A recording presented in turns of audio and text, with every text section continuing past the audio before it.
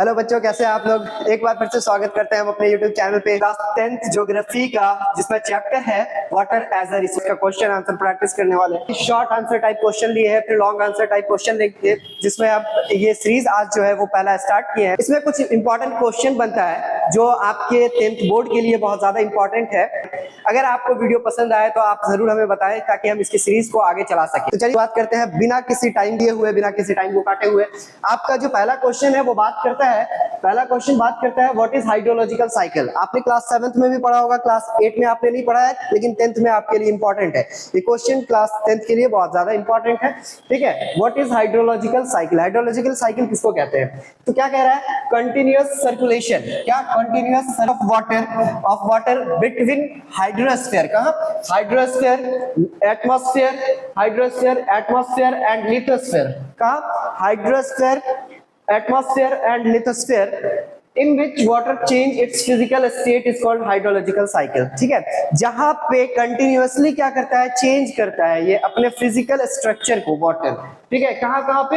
Hydrosphere में, atmosphere में और लिथोस्फीयर में। तो ये अपने फिजिकल स्ट्रक्चर को चेंज करता है, इसी को हम कहते हैं हाइड्रोलॉजिकल साइकिल। इसी तरह से दूसरा क्वेश्चन हम देखेंगे, what is main cause of water scarcity. Water scarcity हमारे लिए बहुत बड़ी प्रॉब्लम है, बहुत बड़ी प्रॉब्लम, इसको हम खुद झेल रहे हैं। तो वाटर स्कार्सिटी के बारे में बात करते हैं। सबसे बड़ा जो प्रॉब्लम है वो क्या है? Growing population and less rainfall. क्या है कि ग्रोइंग पॉपुलेशन बहुत तेजी से बढ़ रहा है और बारिश जो है वो बहुत कम हो रही है, जिसकी वजह से वाटर स्कार्सिटी बहुत ज्यादा देखने को मिल रहा है। उसी के साथ तीसरा क्वेश्चन आपका क्या कह रहा है?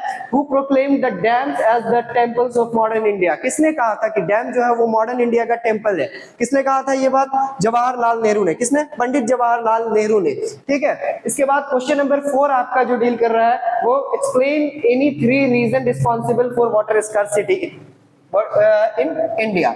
ये आपके लिए मोस्ट इंपॉर्टेंट जो है वो क्वेश्चन कह सकते हैं कि वाटर स्कार्सिटी का सबसे 3 या 4 रीजन बताएं। तो इसमें पहला जो है, post independence India has witnessed intensive industrialisation. सबसे बड़ा काम क्या हुआ है पोस्ट इंडिपेंडेंस इंडिया के बाद?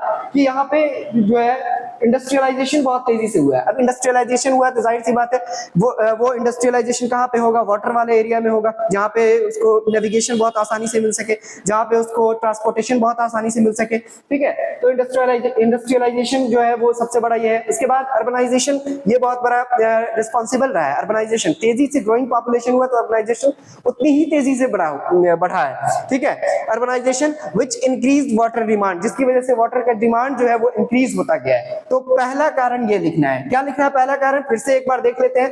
Post independence India has witnessed, ठीक है, आजादी के बाद का भारत जो है